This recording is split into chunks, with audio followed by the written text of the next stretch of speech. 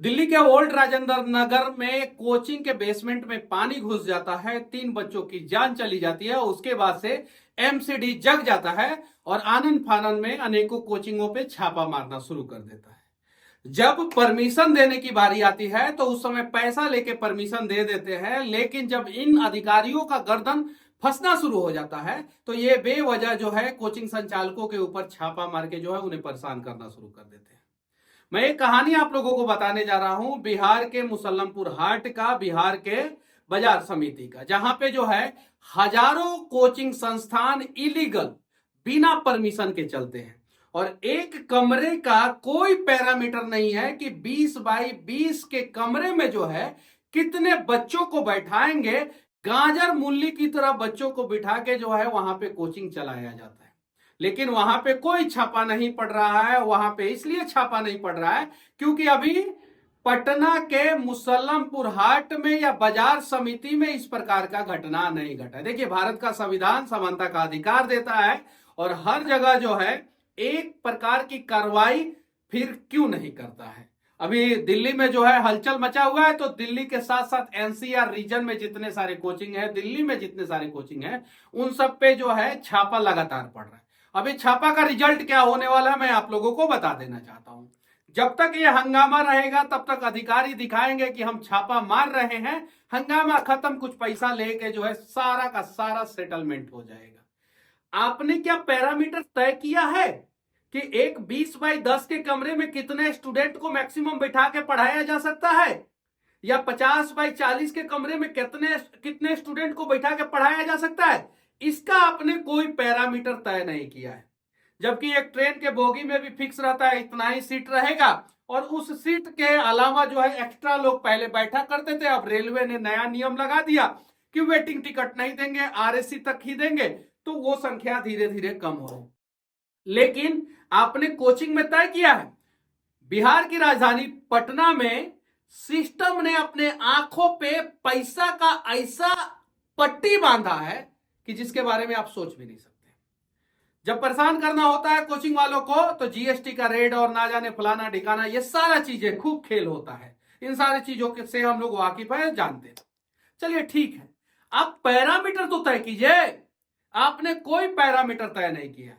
और जो मुखर्जी नगर में कोचिंग है उसमें आपने पैरामीटर तय किया है क्या कि ये जो बिल्डिंग है 3000 स्क्वायर फीट का है और इस 3000 स्क्वायर फीट के बिल्डिंग में जो है इतने ही बच्चे जो है वो पढ़ सकते हैं? इसका तो कोई पैरामीटर तय नहीं है। जबकि फायर का नियम होता है कि अगर इस अपार्टमेंट में इतना फ्लैट है और पर फ्लैट में एवरेज अगर 5 लोग रहते हैं तो फायर के लिए इतना चौड़ा सीढ़ी चाहिए। ये तो नियम है, सिविल इंजीनियर हूं, मुझे पता है ये नियम है। लेकिन यहां पे तो कोचिंग में तो कोई नियम नहीं है, सारे नियम का धजिया उड़ाया जाता है। एक एक नियम मैं आप लोगों के सामने लेके आऊंगा, एक एक नियम। अगर कार्रवाई करना है तो आप हर एक पैरामीटर पे कार्रवाई कीजिए, वरना कार्रवाई मत कीजिए। पैसा उगाही के लिए आप लोग कार्रवाई मत कीजिए, कोचिंग संचालकों को परेशान करने के लिए कार्रवाई मत कीजिए, वरना नियम लगाइए सब पे। नहीं तो जो बड़े बड़े कोचिंग संचालक हैं वो तो अपने रसूख का फायदा उठा लेते हैं और परेशान बेचारे वो कोचिंग संचालक होते हैं जो कम पैसे में बच्चे को आसानी से पढ़ाने का प्रयास करते हैं। अब एगो कोचिंग सेम पढ़ाई पढ़ा रहा है जहां पे 600 लड़का को रख के जो है 2 लाख रुपया फीस 1 साल का ले रहा है, और एक कोचिंग अपने कोचिंग में 50 लड़का को रख के जो है वो 50,000 रुपया फीस ले रहा है। पढ़ाई दोनों सेम पढ़ा रहे हैं, लेकिन एक कोचिंग के पास भीड़ ज्यादा है। काहे कि उस कोचिंग का एक पर्टिकुलर टीचर जो है वो बहुत फेमस हो गया है। अब जब वो टीचर फेमस हो गया है तो वो टीचर अब पढ़ाना भी छोड़ दिया, पढ़ाता भी नहीं है। उसके कोचिंग का रिजल्ट भी डाउन हो गया है। रिजल्ट जब आता है तो वो दूसरे किसी बच्चों को जो है खरीद के पैसा दे दे के जो है ना वो पेपर में फोटो छपवा देता। होता है कि नहीं ऐसा? संदीप माहेश्वरी एक यूट्यूबर हैं जो यूट्यूब जो है अपना मोनेटाइज नहीं करके रखे हैं, पूरा फ्री रखे हैं। उनका जब मैंने वीडियो देखा तो उन्होंने बताया कि कैसे फेमस शिक्षक दिल्ली में जो है वो अपने प्रसिद्धि का जो है नाजायज फायदा उठा के बच्चों के भविष्य के साथ खिलवाड़ करते। एक सब्जेक्ट में फेमस है और फेमस होने के बाद जो है उन लोगों ने जो है वो वीडियो बनाना शुरू कर दिया और क्लास में जो है कभी बच्चों को पढ़ाते नहीं है। और बच्चों को जब क्लास में पढ़ाने आते हैं तो सिर्फ और सिर्फ सब्जेक्ट के अलावा बाकी हर चीज बताते हैं, सब्जेक्ट के बारे में कुछ नहीं बताते।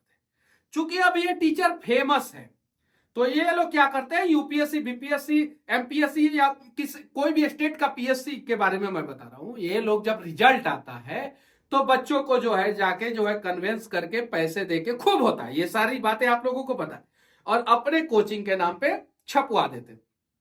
अब सपोज एक कोचिंग में 50 लड़का पढ़ रहा है और उस 50 में से 10 लड़का सक्सेस हो गया, और एक कोचिंग में 500 लड़का पढ़ रहा है और उस 500 में 20 लड़का सक्सेस हो गया, तो अगर परसेंटेज सक्सेस रेशियो देखा जाए तो ये 50 वाले का ज्यादा है, वो 500 वाले का कम है। लेकिन 500 वाला चूंकि ज्यादा पैसा कमा रहा है तो अधिकारियों के मुंह में ज्यादा पैसा ठूसता है। अब वो ज्यादा पैसा ठूसता है तो जो कम पैसे में गरीब बच्चों को आसानी से पढ़ाते हैं उनके कोचिंग में ज्यादा रेट होता है। अब दिखाने के लिए कभी कभी कुछ बड़े कोचिंग संचालकों का जो 50 गो ब्रांच है तो उसमें से 49 गो ब्रांच को नहीं छेड़छाड़ किया जाता है, लोग आवाज ना उठाए इसलिए एक गो ब्रांच पे रेड हो जाता है झूठ मूठ का। ये सारी सच्चाई जो है मुझे कोचिंग संचालक ही बता रहे हैं, जो छोटे कोचिंग संचालक हैं जो परेशान है। विनती है आप लोगों से, पैरामीटर तय कीजिए, एक पैरामीटर तय कीजिए, और पैरामीटर को फुलफिल करने की जिम्मेवारी और जवाबदेही वो छोटे कोचिंग संचालक से लेकर बड़े कोचिंग संचालक सबकी होगी। लेकिन जैसे आप पैरामीटर तय कर देंगे वैसे ही आपको पैसा मिलना खत्म हो जाएगा, क्योंकि इस पैरामीटर को फुलफिल कीजिए तो पैसा कहा देंगे हम, भाई हम तो पैरामीटर को फुलफिल कर रहे हैं। इसलिए आप लोगों ने पैरामीटर तय ही नहीं किया है कि फायर का पैरामीटर क्या होना चाहिए, इमरजेंसी एग्जिट का पैरामीटर क्या होना चाहिए, आप जो है एक क्लासरूम में कितने बच्चों को पढ़ा सकते हैं, आप जो है एक बिल्डिंग में जो है एक साथ कितने बच्चों को घुसा सकते हैं, पार्किंग का नियम क्या होगा, ये सारी चीजें हैं। मैं विनती करना चाहता हूं कि इन सारे नियम, इन सारे पैरामीटर पे जो है दिल्ली एमसीडी और देश का हर एक शहर का जो नगर निगम है वो पैरामीटर तय करे। और आज वर्तमान समय में सबसे ज्यादा जरूरी जो है वो कोटा, दिल्ली का मुखर्जी नगर, ओल्ड राजेंद्र नगर, और पटना का जो मछली बाजार बन चुका है, जहां पे आ जाओ भाई, आ जाओ मेरे कोचिंग में आ जाओ, फराटेदार बोलना सीखो, ये करो वो करो, ऐसे ऐसे जो मछली बाजार बन चुका है, बाजार समिति और मुसल्लमपुर हाट। उसके अलावा हर एक राज्य में कोई ना कोई पर्टिकुलर जगह होता है जहां पे ज्यादा कोचिंग संस्थानें होती है। तो पैरामीटर तय हो और उस पैरामीटर को फुलफिल अगर एक सब्जेक्ट पढ़ाने वाला टीचर भी अगर कर रहा है तो उसे भी परेशान ना किया जाए। और अगर उस पैरामीटर का उल्लंघन जो है वो 6000 बच्चों को एक एक क्लासरूम में घुसा देने वाला, बड़ा सा गोडाउन में घुसा के पढ़ाने वाला भी अगर उल्लंघन कर रहा है तो उस पर भी कार्रवाई हो, नियम लगाया जाए। और नियम लगा देने में क्या दिक्कत है, इससे सब खुश होंगे, जो बड़े कोचिंग संचालक है वो भी खुश होंगे, जो छोटे कोचिंग संचालक है वो भी खुश होंगे। और सबसे कमाल की बात यह है कि फिर छोटे कोचिंग संचालकों को अपना टैलेंट दिखाने का मौका मिलेगा। उन्हें भी जो है एक मार्केट ही समझिए, आज के समय में कोचिंग जो है, कोचिंग एक मार्केट बन चुका है, उस मार्केट में जो है अपना पांव जमाने का मौका मिलेगा। नहीं तो यहां पे कुछ लोग हैं जो वीडियो मैं अपना वीडियो नहीं बोल रहा हूं, मैं संदीप महेश्वरी जी का आप जाके वीडियो देखिए। कुछ शिक्षक हैं जो वीडियो बनाते हैं सब्जेक्ट के बारे में कम और बाकी सारा ज्ञान ज्यादा देते हैं, और उनके पास बच्चे मोटिवेट होके आ जाते हैं दिल्ली के मुखर्जी नगर में, आपने देखा होगा, ठीक है। और उसके बाद से वो क्लासरूम में महीना में भी एक बार नहीं जाते हैं पढ़ाने, और जब रिजल्ट आता है तो खरीद लेते हैं कि यूपीएससी का बच्चा सबसे ज्यादा हमारे ही कोचिंग से पास आउट हुआ है। विनती है, पटना में भी अभी दरोगा का रिजल्ट जो आया उसमें आप लोगों को देखने को मिला कि किस प्रकार से कुछ कोचिंग संस्थानों ने, जिसमें बच्चे पढ़े भी नहीं थे लेकिन अपना कोचिंग का नाम चमकाने के लिए जो है दूसरे जगह से बच्चों को उठा उठा के पेपर में, अखबार में जो है फोटो छपवा दी, आपने देखा होगा। तो इन सब पे भी पैरामीटर बनना चाहिए कि अगर आपके कोचिंग में देखिए, ये तो झूठ हो गया, गुमराह करना हो गया। जैसे बाबा रामदेव के खिलाफ जो है सुप्रीम कोर्ट में कोई चला गया तो रामदेव बाबा पे जो है कार्रवाई हो गया, इस पे भी जो है मैं कुछ वकीलों से विनती करना चाहता हूं, हाथ जोड़ के विनती करना चाहता हूं कि आप लोग सुप्रीम कोर्ट का दरवाजा खटखटाइए कि कैसे कोचिंग संस्थान किसी बच्चे को पढ़ाते भी नहीं है और अखबार में फोटो छपवा देते हैं कि हमने इस बच्चे को पढ़ाया है।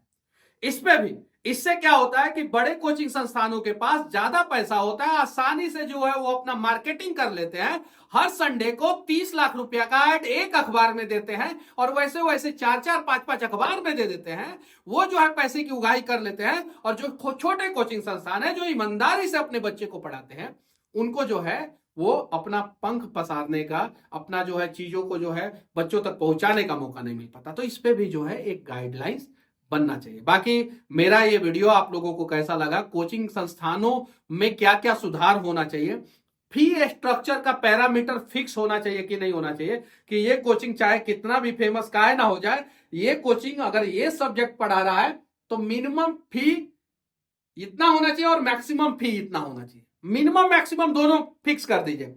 अब कोई मिनिमम पे पढ़ाए या मैक्सिमम पे पढ़ाए, लेकिन गवर्नमेंट का एक कैटेगरी फिक्स होना चाहिए कि अगर यूपीएससी का बच्चा पढ़ने आ रहा है और वो जीएस जीके पढ़ रहा है या हिस्ट्री पढ़ रहा है या ज्योग्राफी पढ़ रहा है, या अगर वो साइंस स्ट्रीम से है तो साइंस का कोई सब्जेक्ट पढ़ रहा है, या कॉमर्स स्ट्रीम से है तो कॉमर्स का कोई सब्जेक्ट पढ़ रहा है, तो इस पर्टिकुलर सब्जेक्ट का मिनिमम 1 साल का फीस 3,000 और मैक्सिमम 1 साल का फीस 5,000। अब कोचिंग संस्थान डिसाइड करेगा कि हमें 3,000 रखना है कि 5,000 रखना है, या ये पूरा पैकेज जो है, ये पूरे पैकेज का मिनिमम फीस जो है वो 30,000, मैक्सिमम फीस जो है वो 60,000। अब कोचिंग संस्थान डिसाइड करेगा। यहां पे तो यूट्यूब पे कुछ लोग वीडियो बना बना के फेमस होते हैं, जैसे मैं भी यूट्यूब पे वीडियो बना के फेमस हुआ, ये बात सत्य है। अब क्या होता है कि मैं अगर चीजों को बोलता हूं तो मुझे ज्यादा लोग देखते हैं, सही बात है। अगर कुछ और लोग बोलते हैं, मेरे से ज्यादा फेमस यूट्यूबर है, वो बोलते हैं तो उनका और ज्यादा देखते हैं। तो हम इस चीज को जो है इजिली ग्रैब कर लेते हैं, वैसे ही कुछ शिक्षक जो है इजिली ग्रैब कर लेते हैं और बाकी जो है बहुत सारे लोगों को मौका नहीं मिल पाता है। तो हम तो खैर कोचिंग चला नहीं रहे हैं, तो हम इस चीज का वहां पे फायदा तो उठाते नहीं है, लेकिन एक नियम बन जाना चाहिए और नियम का मतलब कि पालन जो है वो सबको करना होगा। वो हमारे ऊपर भी नियम बना दीजिए, हम भी उस नियम का पालन करेंगे। कोचिंग संस्थानों पे भी नियम बने, हर जगह एक नियम होना चाहिए। बाकी आप लोगों का राय क्या है इस पे, आप लोग कमेंट बॉक्स में अपना राय जरूर रख सकते हैं। जय हिंद।